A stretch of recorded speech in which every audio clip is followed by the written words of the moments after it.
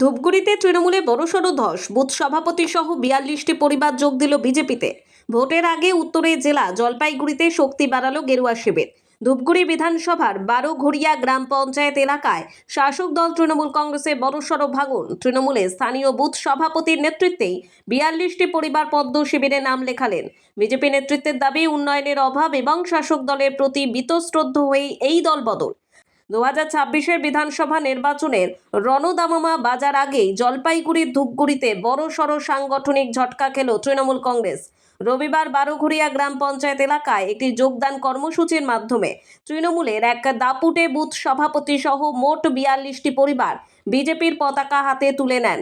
এলাকার রাজনৈতিক মহলের মতে ধূপগুড়ি বিধানসভা কেন্দ্রে বিজেপি ও তৃণমূলের লড়াই বরাবরই হাড্ডাহাড্ডি। বারোঘড়িয়ার মতো এলাকায় বুথ সভাপতির দলত্যাগ তৃণমূলের বুথ স্তরের সংগঠনের জন্য বড় ক্ষতি হতে পারে। বিজেপি নেতৃত্বের পক্ষ থেকে জানানো হয়েছে, তৃণমূলের অত্যাচারে অতিষ্ঠ হয়েই কর্মীরা স্বতঃস্ফূর্তভাবে দলে আসছেন। অন্যদিকে তৃণমূল নেতৃত্ব এই ঘটনাকে বিশেষ গুরুত্ব দিতে নারাজ। Bureau report, Falakata Times. দেখেছিলাম যে দীর্ঘ একটা লম্বা সময় আপনি তৃণমূল কংগ্রেসে ছিলেন, আজ একেবারে নির্বাচনের সামনে বিজেপিতে যোগদান, কি বলবেন? বিজেপিটা করবো কারণ নতুন সরকার প্রয়োজন আমাদের পশ্চিমবঙ্গে, কারণ যে পরিস্থিতি সেই পরিস্থিতির মধ্যে দিয়ে যে আমরা বর্তমানে চলছি, তৃণমূলের দলটা সবই ভালো, সবাই ভালো, সবাইকে ধন্যবাদ।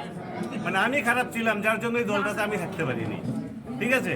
তো আগামী দিনে পশ্চিমবঙ্গে যে নতুন সরকার আসছে এটা একদম পরিষ্কার দেখা যাচ্ছে, তো যার কারণে আজকে এই দলে যোগদান। আচ্ছা, আপনাকে 2022 সাল থেকে এই বর্তমান 22, 23, 24, 25 অবধি আমি বসেছিলাম, আমি দেখছিলাম যে পজিশনটা কি দাঁড়াচ্ছে। তো দীর্ঘ অপেক্ষার পরে তো আমি আজকে বিজেপিতে যোগদান দিলাম। কি কি অভিযোগ ছিল আপনার নামে? আমার কারোর প্রতি কোনো অভিযোগ নেই, আমি কাউকে কোনো বাজে মন্তব্য করবো না, কারণ যাদের সাথে ছিলাম তারা যথেষ্ট ভালো ছিল। বললাম দাদা, আপনার সঙ্গে আপনার সহকর্মীরাই বিজেপিতে যোগদান করলো, মানে কতটা অস্বস্তিতে পড়তে পারে শাসক দল? আমার সাথে বর্তমানে 42টা পরিবার, আমার যে লিস্ট আছে আপনারা যদি দেখতে চান, আমি 42 জনের ফ্যামিলির লিস্ট আপনাদের আমি দেখিয়ে দিতে পারি। এখানে আজকে 20টার মতো ফ্যামিলি উপস্থিত হয়েছে, আমি বেশি বলবো না, যে মোটামুটি এখন হয়তো আর একটু পরে হয়তো আরও বাকিরাও চলে আসবে, ঠিক আছে? 42 জন ফ্যামিলি এখানে একদম স্টিল না, যে এখানে কম হবে না। আপাতত 42 জন থেকে 4টা করে ভোট হলেও যা হিসাবে আসবে। হঠাৎ করে কেন এই সিদ্ধান্ত?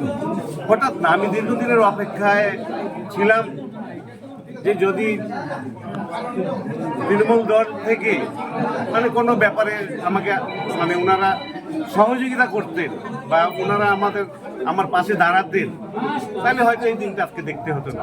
তো তার মাঝে যেহেতু অনেকটা বছর কেটে গেল, 2022, 23, 24, 25, আমি 26-এ এসে আমার পুরো দলটাকে নিয়ে মানে বিজেপির মানে যারা বিজেপি করতো তাদেরকে নয়, যারা আমার সাথে তৃণমূল দলটা করতো, যারা আমার সাথে এই 42টা ফ্যামিলি ছিল, তাদের প্রত্যেককেই আমি বিজেপিতে নিয়ে আসছি। দাদা বলছিলাম, কোথাও গিয়ে আপনার সঙ্গে আপনার অনুগামীদের এই বিজেপিতে যোগদান অসুস্থ থেকে ফেলতে পারে শাসক দলকে? 26-এর নির্বাচনে কি ফলাফল আশা করছেন?